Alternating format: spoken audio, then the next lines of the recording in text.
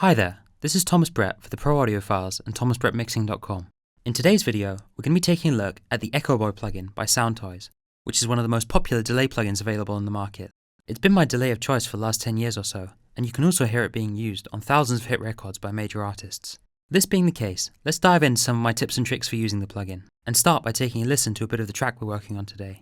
İmkansızsın, imkansızsın. Çıktı lanet kadın teki vicdansızın. O derdim neydi derdinden başka. Ettirdin beni isyan kızım. Çok insafsızsın, insafsızsın. Çok güzelsin lanet olsun insan mısın? O derdim neydi derdinden başka.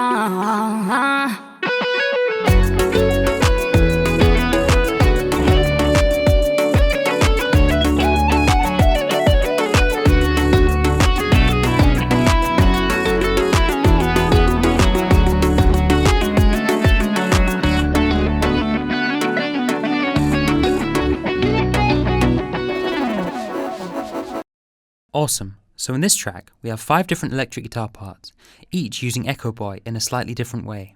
Let's take a quick listen to the raw guitars with no effects and then turn on EchoBoy on every single channel.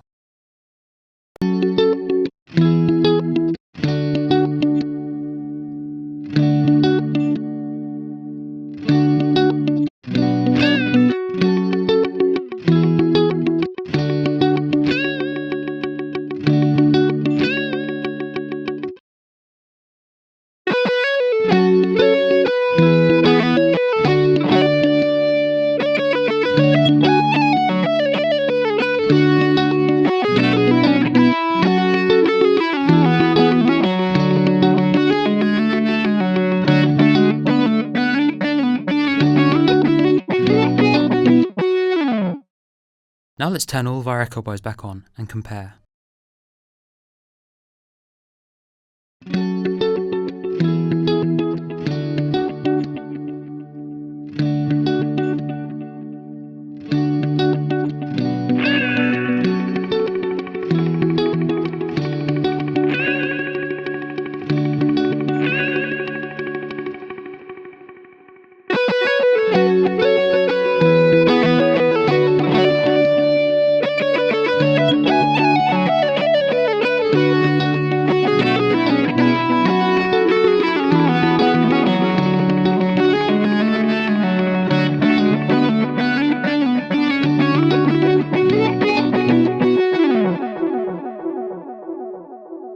Cool.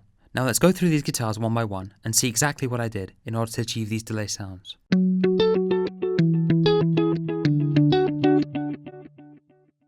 So this first delay sound we've got here is what I like to call the edge sound. Just in case you're unfamiliar with what I'm referencing here, the Edge was the nickname for the guitarist of U2, the popular rock band. He was basically a pioneer for the use of delay pedals on electric guitar and came up with some of the most iconic guitar sounds of the 80s using Electro Harmonix Memory Man pedal. Achieving this kind of delay sound with an EchoBoy is extremely simple. You can simply click on the Style tab on the right hand side, open up the list, and select the Memory Man emulation. This will give you a delay sound which is extremely similar to the real Memory Man unit, with the same kind of high-end roll-off and saturation characteristics that you'd expect from the real pedal. Another thing I did, in order to try and further match that classic Memory Man sound, was to increase the width knob, which is the closest thing to the chorus knob on the Memory Man pedal that we have available with an EchoBoy.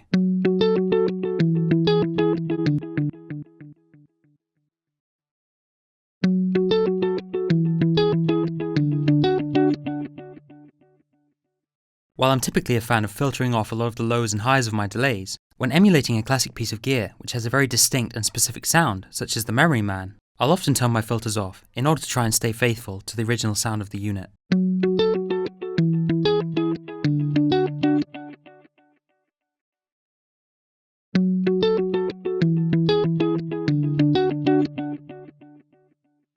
One of the most important things to pay close attention to when dialing in delay sound is the amount of feedback you're using.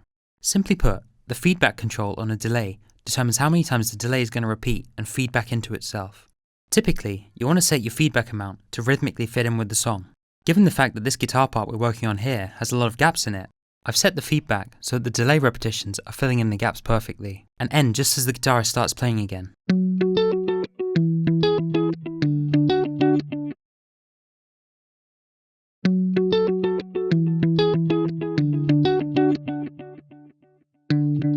When using EchoBoy as a direct insert, I find that setting the mix knob somewhere around 50% usually gives me the amount of delay I'm after.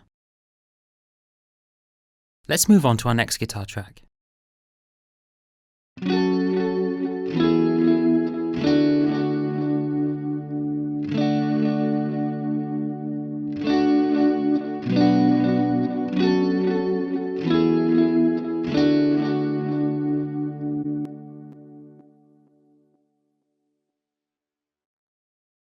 For the delays on these guitar chords, I'm using the studio tape style within EchoBoy.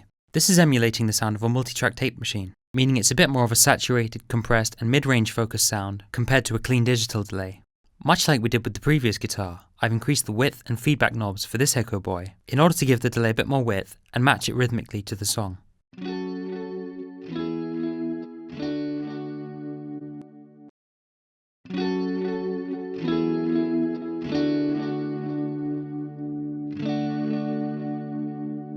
But with this guitar example, the most important thing that I'd really like to touch on a bit more in depth is the importance of filtering.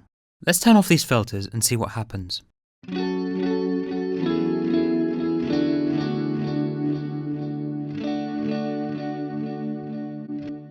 Basically, while with the Memory Man emulation we were using in the first example, we were getting a lot of high-end roll-off, with this studio tape emulation, we're getting much more of a full frequency range delay. While this effect can be useful in certain situations, most of the time, a full spectrum delay is just going to get in the way of the instrument you're sending to it. Take this guitar solo at the end of the song for instance.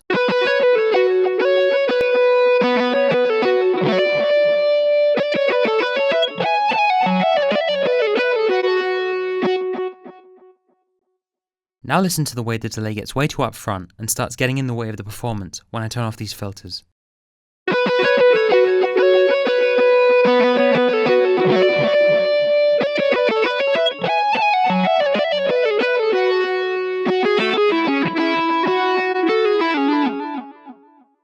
So where should you set your low and high cut filters on delay? Personally, when I first purchased EchoBoy around 10 years ago, I set my filters in the exact same settings that you can see on the screen at the moment and saved it as my default, and I've been using it this way ever since. Just out of interest for the sake of this video, I decided to analyse EchoBoy's filters using Waves Q-Clone to see exactly where I have them set. Funnily enough, it turns out that these filtering settings within EchoBoy actually match up perfectly with the Abbey Road reverb trick I talked about recently on this channel in my advanced vocal effects video. In case you're unaware of it, the Abbey Road reverb trick basically consists of filtering out your reverbs and delays with a high-pass filter at around 500 Hz with a 12 dB slope and a low-pass filter at around 8 kHz with a 6 dB slope.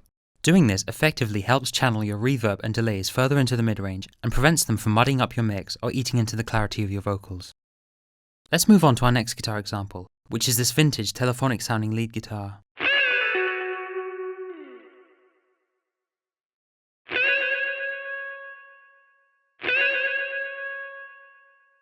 For this sound, not only am I using EchoBoy as a delay, but also as a distortion plugin. Most people aren't aware of this, but if you reduce the echo time and feedback within EchoBoy to 0, then you can basically use the different delay unit styles within EchoBoy as saturators or distortion units.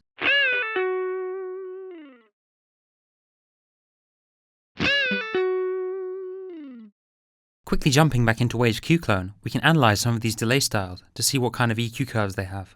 You're not just limited to blatant distortion effects with EchoBoy. If for example you didn't own a tape machine plugin, you could actually use EchoBoy as a tape simulator in order to warm up and saturate your vocals. Now moving back to our guitar example, I followed up this distorted telephone effect by using a slapback delay, also using the telephone delay style. The slapback effect typically consists of a delay with a short echo time somewhere between 100 to 200 milliseconds and a short feedback. This kind of effect was really popularised back in the 60s and 70s by guys like Elvis and John Lennon, who really enjoyed using this kind of effect on their vocals. In this case, I'm using a longer feedback than is usually associated with this kind of effect, in order to give me this kind of metallic spring reverb sound. So far, we've only talked about the use of single delays, either in mono or with a stereo widening effect applied. This being the case, for this next guitar example, we're going to use a stereo ping-pong delay.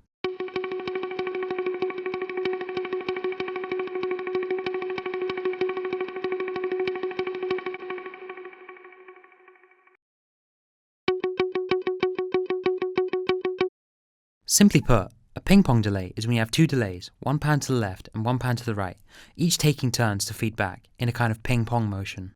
In this case, we have a dotted 16th note delay on the left and a regular 16th note delay on the right, using the Memory Man style delay and quite a lot of feedback. Let's quickly switch between the single and Ping-Pong delay settings in order to hear the difference in width.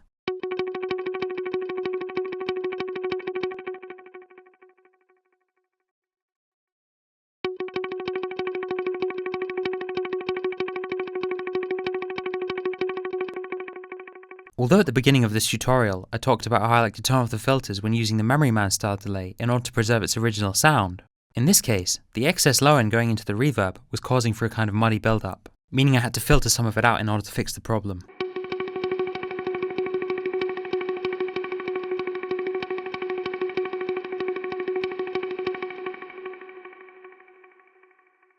One final little EchoBoy trick that I'd like to show you to round off this video is how you can use feedback to create really cool effects. In this final guitar example, the solo at the end of our song, I wanted the final note to kind of endlessly feed back with this weird psychedelic outer space sound.